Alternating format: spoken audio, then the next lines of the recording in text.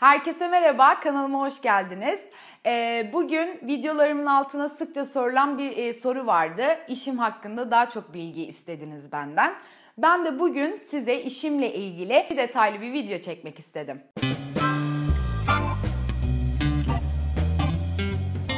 Bildiğiniz üzere daha önce de videolarımda bahsettiğim gibi aslında benim işim takı tasarlamak, mücevher tasarlamak. Bunlar bazen gümüş oluyorlar, bazen altın oluyorlar, bazen taşlarla çalışıyorum, bazen binelerle çalışıyorum. Öncelikle bunu söyleyeyim. Daha sonra ben nasıl öğrendim bu işi, nasıl merak ettim hemen ondan da bahsedeyim. Bildiğiniz gibi ben çok düz giyinen bir insanım ve gardırobumda zaten belirli sayıda parçalar ve belirli tarzda parçalar var. Zaman zaman bunları hareketlendirmek istediğimi ama piyasadaki ürünlerin çok fazla piyasa ürünü olduğunu fark ettim. Yani her yerde eşinin benzerinin bulabileceğiniz tarzda şeyler olduğunu fark ettim. Ben aslında kendim takabileceğim tarzda ürünler bulamadığım için bunları kendi takılarımı kendime yaparak başladım. Genel anlamda takı yapmak diyelim biz buna. Nasıl yapacaktım? Bunu biraz kafamı kurcalayan bir konuydu.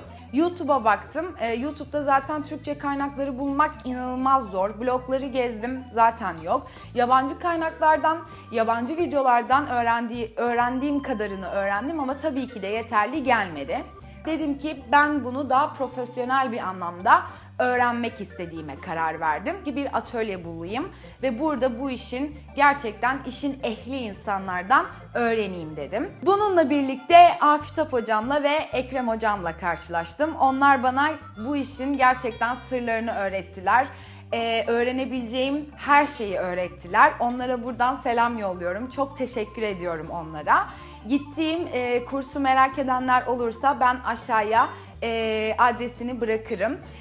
Orada eğitim sürecim başlamış oldu böylelikle. Yaklaşık 1,5 yıl kadar ben haftanın her günü gidiyordum neredeyse ve böyle yoğun bir tempoda 1,5 senede eğitimimi tamamlamış oldum. Bu sırada evime gerçekten profesyonel bir atölye kurdum. İşi öğrenmeye başladıkça nelerden nasıl alınır, hangi şeyler benim işime yarar, aslında hangisi daha çok beni ileriye taşır, bunları öğrendikçe evime de gerçekten profesyonel bir atölye kurmuş oldum ve bu zaman zarfında da çok fazla pratik yaptım. Tabii bu eğitim sürecinde ben heyecanlı bir öğrenci olduğum için takıları yapmaya başlamıştım çoktan. Belli bir zaman sonra çok fazla pratik yaptığım için çok güzel ürünler çıkmaya başladı ve ben bunları zaten kullanmaya başladım. Görenler, işte bunlar ailem, arkadaşlarım, sevdiğim insanlar, ya bunu nereden aldın? Bunu nasıl yaptın, bunu sen mi yaptın gibi sorular sormaya başladı ve dikkatlerini çekmeye başladı ve bir süre sonra da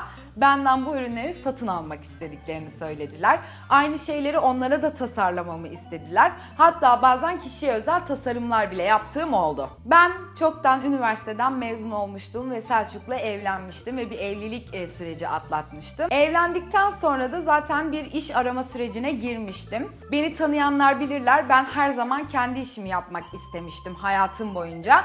Fakat ne yapmak istediğime bir türlü karar veremiyordum. Beni hayat aslında biraz da bu yola sürüklemiş oldu ve çok güzel bir deneyim oldu benim için ve bu takı tasarımı benim işim haline dönüştü. Bu insanların beğenmesiyle, satın almak istemesiyle, benim eğitim sürecimle ve eve atölye kurmam, sürekli pratik yapmam benim gerçekten bu işi istediğime kendi kendimi ikna etmeme sebep oldu. Tabii hayatınızı kazanacağınız iş sadece çevrenizdekilerin satın almasıyla olmuyor. Ben de bunu bir ileriki aşamaya taşımak için kendime bir internet sayfası kurdum. Bakalım satılıyor mu, satılmıyor mu, satışlar nasıl gidiyor bunu biraz görmek istedim aslında. Sonra baktım ki bir tane sipariş geldi. Tamam, hazırladım ve çok sevindim. Daha sonra ikincisi geldi, üçüncüsü geldi. Daha sonra öyle günler oldu ki siparişlere yetişemediğim zamanlar oldu ve ben zaten o zaman anladım ki bu işi evet ben yapabilirim ve bu iş tamamıyla beni yansıtıyor diyebildim. Benim iş geliştirme sürecim böyle oldu ve bildiğiniz üzere artık Galata Pop-Up Store'da bir showroom'um var ve çok yakın zamanda Nişantaşı'nda da aynı şekilde bir showroom'um olacak.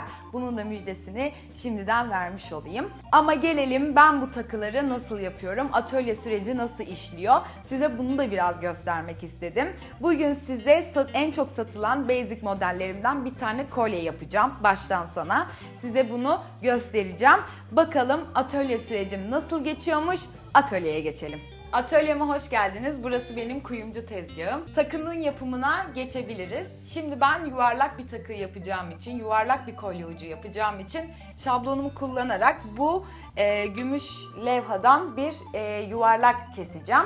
Şimdi yuvarlak kesmeye geçeceğim ama önce bu şablondan, bu yuvarlak olan şablondan önce bir çizgilerini belirlemem lazım. Daha sonra kesme aşamasına geçeceğim.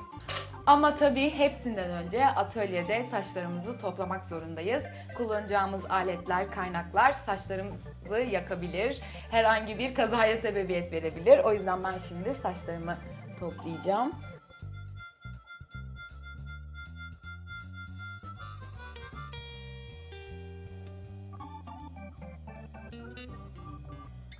Şimdi plakamın üstünde istediğim ölçüyü ayarladıktan sonra sabit bir şekilde tutuyorum ve bu iğne kalemle, ucunda iğne olan kalemle hatlarımı belirliyorum.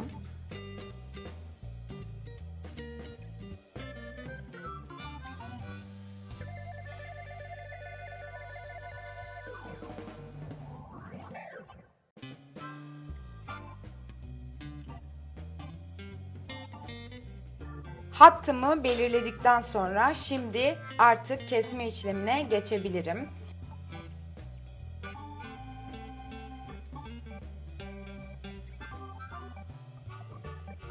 Kesim işlemi için özel bir testeremiz var. Bu bir metal kıl testeresi. Bunu kullanarak kesim yapıyoruz. Kesmeden önce bal mumu sürüyoruz. Bu bal mumu sürmemizin nedeni de iki metal birbirine sürtündüğü için ısınmadan dolayı kopmalar olabiliyor. Bunu engellemek adına yapıyoruz. Şimdi kesmeye başlıyorum yavaş yavaş.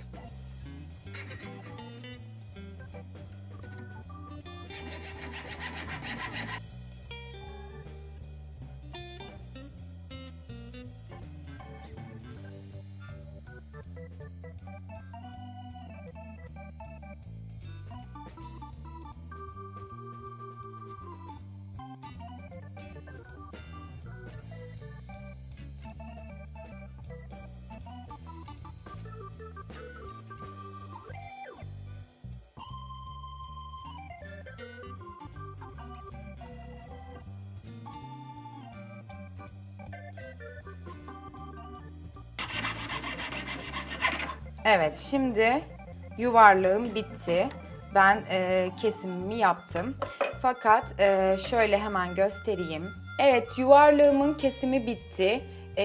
Bu şekilde oldu kesim. Gördüğünüz gibi ne kadar çizdiğim yuvarlağın etrafından paralel bir şekilde gitmeye çalışsam da yeterli derecede düzgünlükte olmadı. Şimdi bunu düzeltmek için eğleme işlemine geçeceğim.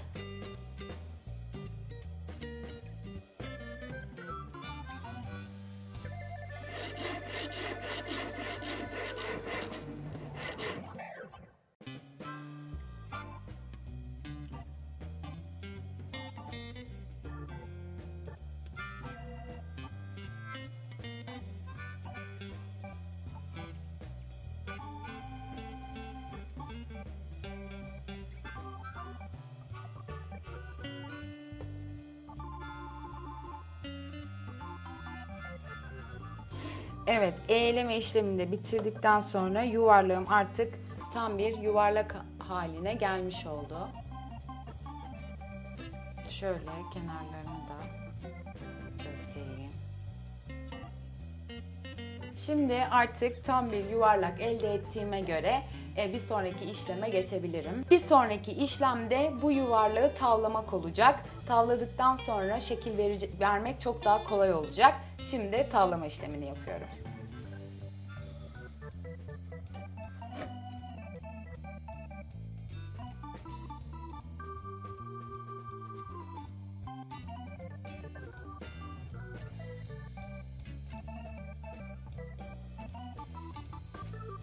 Tavlama yapmak çok önemli. Pembeleşmeye başladığı, yani kızarmaya başladığı anda hemen diğer tarafını çeviriyorum. Buraya da ateşi çok az tuttuktan sonra burada asitli bir sulu bir karışımım var. Onu atıyorum. Oraya attıktan sonra biraz bekletiyorum. Daha sonra da bu asitli sudan alıp, seyreltilmiş asitli sudan alıp, bunu almak biraz zor olabiliyor. Aldıktan sonra suda asitlerinden arındırdım. Ve artık bu yuvarlak plakam şekillendirilmeye müsait bir hale gelmiş oldu. Şekillendirmeden önce üzerine ince bir zımpara vurmak istiyorum ki bu yuvarlak daha sonra tesviye işlemi yaparken sıkıntı çıkarmaması için ben buradan şimdi bir tane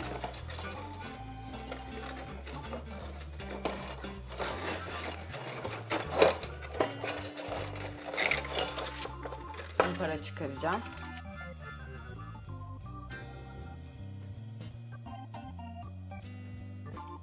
Zımparayı böyle düz bir yüzeye koyduktan sonra yuvarlağımı hafifçe zımparalamaya başlayabilirim.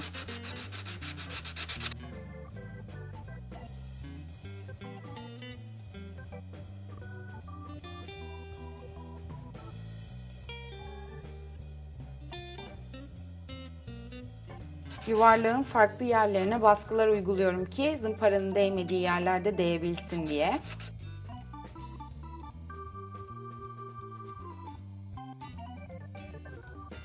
Evet, zımparalama işlemim bitti. Yüzeyine bakabiliriz.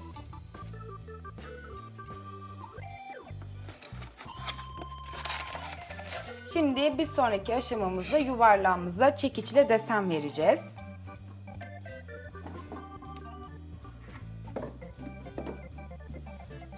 Şimdi çekiçle farklı açılardan vurarak bu plakanın üstünde, bu yuvarlak plakanın üstünde bir doku oluşturacağım.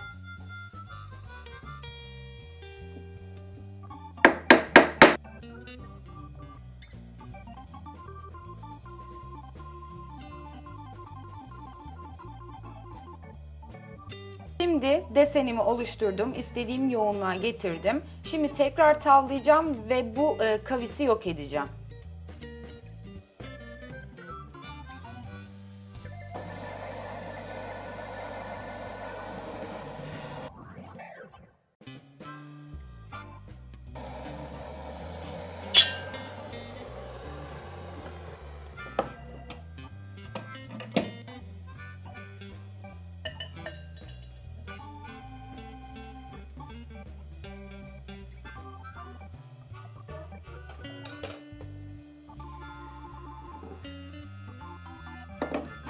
Şimdi tekrar silikon örsümü aldıktan sonra ters yüzeyine vurup bu bombeyi yok edeceğim.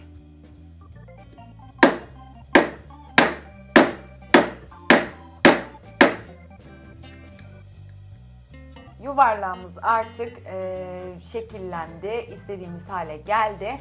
Artık kolye olabilecek pimini kaynatacağım. Yani yuvarlak bir halka kaynatacağım. Yani kaynak işlemine geçeceğiz.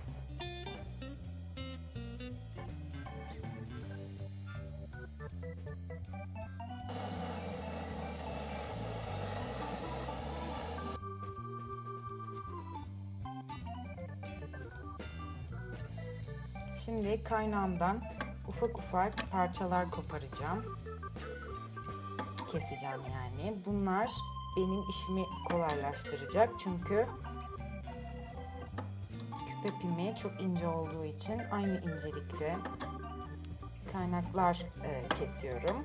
Sanırım bu kadar yeterli olacaktır. Tekrar kaynak için ısıtmaya geçebilirim.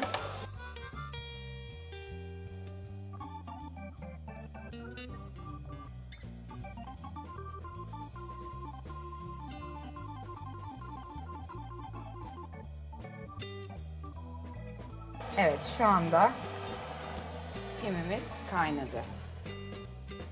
kolye pimimiz, kolye halkamız kaynadı. Şimdi aynı şekilde bunu gene suya sokuyorum. Burada biraz dikkatli olmak gerekebiliyor.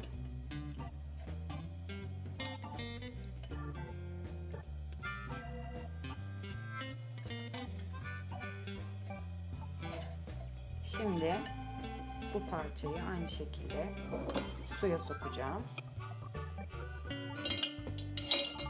Soğuduğundan emin olacağım. Şimdi parçamı alabilirim. Evet, pimimi kaynattım.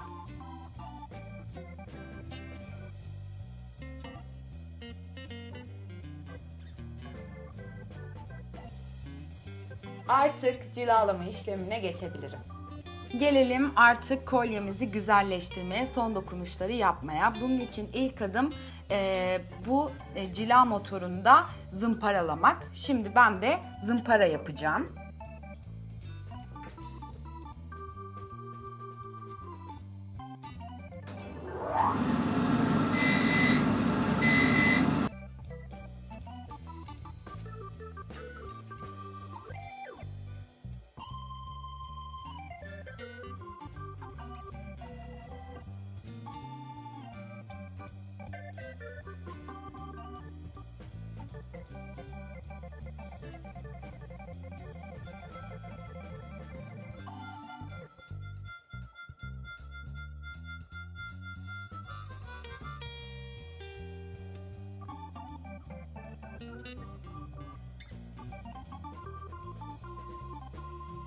Zımparalama işlemi bitti ve ilk parlaklığına ulaştı.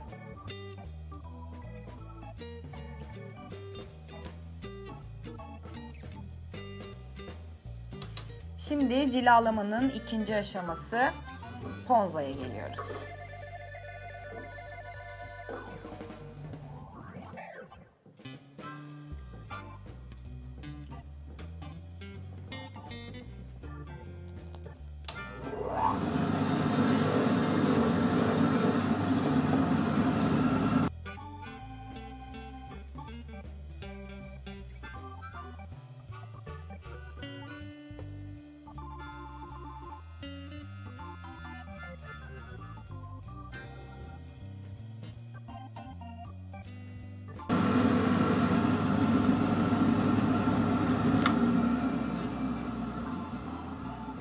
Ponzadan sonra da kolye ucumuz bu hale geldi. Şimdi cilanın üçüncü aşaması beyaz.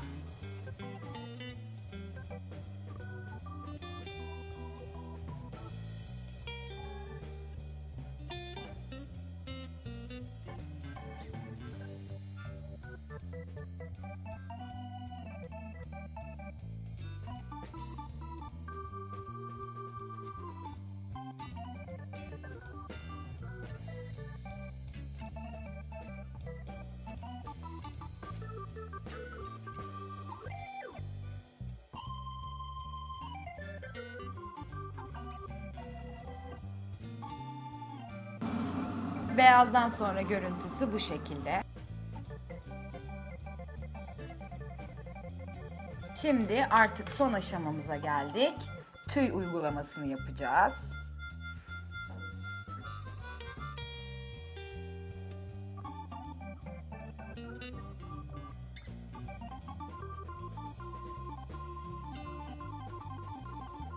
Artık kolyemizin son aşaması bu şekildeydi.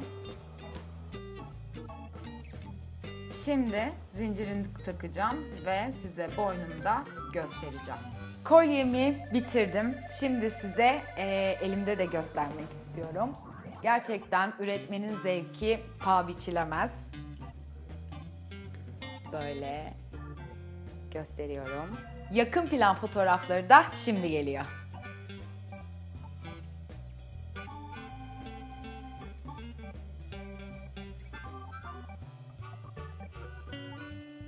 Şimdi kolyemi onun için özel ürettirdiğim ambalajıma yani keseme koyuyorum. Bu kesenin de bir özelliği var. Hemen onu da söyleyeyim. Gümüşleriniz zamanla tabii ki de kararacaktır. Gümüş kararan bir malzemedir. Bunu da hemen söyleyeyim, ileteyim. Kararan gümüşlerinizi bu keseyle, kesenin dış tarafındaki dokuyla birazcık silerseniz bastırarak böyle onun tekrar kendine gelmesini sağlayacaktır. Şimdi kesemin içine koyuyorum ve yeni sahibine şimdiden güle güle kullanmasını diliyorum. Eğer videomu beğendiyseniz beğene basabilir, kanalıma abone olabilirsiniz. Bir sonraki videoda görüşmek üzere, hoşça kalın.